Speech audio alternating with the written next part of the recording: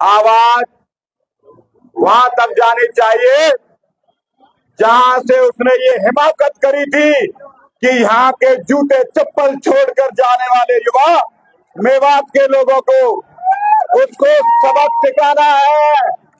उसको जमुना पार मैं छोड़ के आऊंगा आपके भरोसे पर। उसे उसी मेवात से चुनाव लड़वाएंगे जहां वो ये हिमाकत करता है। आदरणीय मेरे पिता तुल्य बड़े भाई, जिन्होंने मुझे बहुत ही बड़े मन से आशीर्वाद दिया है। जैसा जवाहर सिंह जी कह रहे थे, दीपक की तरह जब वो आए तो इस कार्यालय में उजाला और अग्नि और तेज हो गई। ऐसे मेरे बड़े भाई दीपक मंगला जी, आदरणीय जिला अध्यक्ष जी, सभी मेरे पिता तुल्य बुजुर्गों, मेरी मातृशक्ति, मेरे युवा साथियों, ये चुनाव गौरव गौतम का चुनाव नहीं है। ये चुनाव हर उस पलवल वासी का है जिसने मेवात के उस कांड को देखा और उसमें यहां के नेता को, करण सिंह दलाल को 25 साल तक जिस जनता ने सराखौर पर बैठाया, आज वो हिमाकत करता है कि पलवल के लोग जूता चप्पल छोड़कर भागे थे तो चलना मुश्किल हो जाएगा। अब तुम्हारा चलना ये पलवल की जनता मुश्किल करेगी। ये मेरा इस मंच के माध्यम से आपको चुनौती है।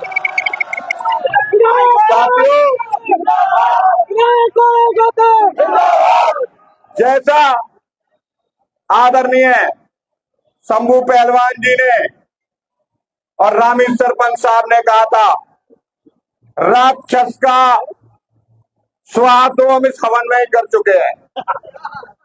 आप लोगों का आशीर्वाद चाहिए, भारतीय जनता पार्टी के कार्यकर्ता का आशीर्वाद चाहिए। हर घर में गौरव गौतम बनकर किस प्रकार से 10 साल भाई दीपक मंगला जी के नेतृत्व में पलवल चला है, ना झूठे मुकदमे दर्ज हुए, ना अशांति फैली, ना कोई सनातन संस्कृति को चुनौती देने का काम करने की हिमाकत किसने की। ऐसा नेतृत्व भाई दीपक मंगला जी ने दिया है। और साथियों, ये जिस भाषा का इस्तेमाल वहां करके आए हैं, ये इस पलवल को बांग्लादेश और बंगाल बनाना चाहते हैं। क्या हमारी बहन बेटियों को ऐसा रक्षित करना चाहते हैं?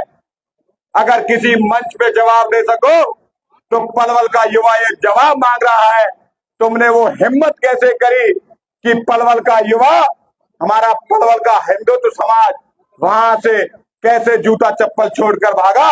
जरा वो जवाब आप दीजिएगा। ये युवा आपसे मांगता है, पलवल का युवा साथी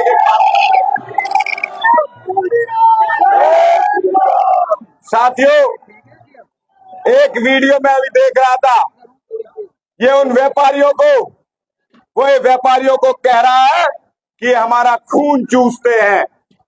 जिन व्यापारियों ने इस पलवल की अर्थव्यवस्था को बनाए रखा, इस पलवल को सराखों पर रखा, उनके बारों में ये कहता है ये खून चूसने वाले हैं। खून तो तुमने इस भोली भाली जनता का 307 और 302 और 376 लगवा कर खोदा है। अब ये जनता आपको आंख में डालकर जवाब देने जा रही है। और ये जो साथी पटके पहन लेते हैं, भाई दबाव है, रात को मेरे पास फोन कर लेते हैं, भाई अकेला है बस, बाकी पूरा कुनवा तेरे संग है, धर्म साथ ले लिए। हाँ भैया, यूं ही 25 साल में मैं, किसी ने मुझे एक मैसेज दिखाया, सबके नाम लिख रो, बघेल समाज, ये समाज, वो समाज। अच्छा भैया, 25 साल में यूं ही मिल रो, इन्हीं बातें न करने को कि फलानो जुड़गो, आज यू जुड़गो। आपको 25 साल तक सलाखों पर रखा, लेकिन पलवल के युवाओं को सिवा कचहरी के और नीम का जेल आपने कुछ नहीं दिखाई। अब पलवल का युवा, मैं यहां से अपील करता हूं, देश की सबसे बड़ी कनेक्टिविटी भाई दीपक मंगला जी के नेतृत्व में अगर किसी की हुई है तो वो इस पलवल की हुई है। केंद्र में मोदी सरकार है। अगर एक एक योजना पलवल में चाहते हो, अगर इस कनेक्टिविटी का फायदा चाहते हो, इस जेवर एयरपोर्ट का फायदा चाहते हो, इस बम्बई एक्सप्रेसवे का फायदा चाहते हो, तो भारतीय जनता पार्टी की सरकार बनाइए। डबल इंजन की सरकार बनेगी और एक एक केंद्र की योजना हो या प्रदेश की योजना इस पलवल में लागू होगी। मैं इस पंचायत के सामने आपको यह आश्वस्त करता हूं, ये वादा करता हूं। पलवल से इस नकारात्मक राजनीति का ध्वस्त करेंगे, इस नकारात्मक राजनीति को गड्ढे में घुसाएंगे और नए युवा आकर सकारात्मक राजनीति करेंगे, समाज को जोड़ेंगे, एक भाव में जोड़ेंगे, सबके साथ मिलकर जोड़ेंगे। 36 बिरादरी का आशीर्वाद है, इलाके की 36 बिरादरी के लोग यहाँ आए हुए हैं, हर समाज से लोग आए हुए हैं। आप इन्हीं बातों पर बने रहिए। आप सब मेरे को आशीर्वाद देने आए, मैं सभी के चरणों में प्रणाम करते हुए सिर झुकाता हूं कि आपका अगर इसका असली चेहरा देखना है तो ये वीडियो देख लो और आवाज सुन लो, समझ में आ जाएगा किस प्रकार की भाषा का इस्तेमाल ये करता है। मेरे पास 2-3 वीडियो है मोबाइल में, चाहे व्यापारियों की हो। मैं अपना मोबाइल जहां पर मैं दे कोशिश करूंगा, मेरे भाई हो तो मुझे दीजिए।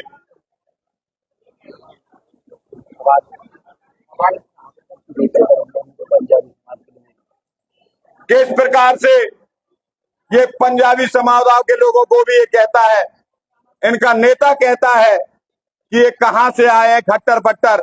आपने वो वीडियो सुनी होगी, पंजाबी समुदाय भी इसका जवाब देगा।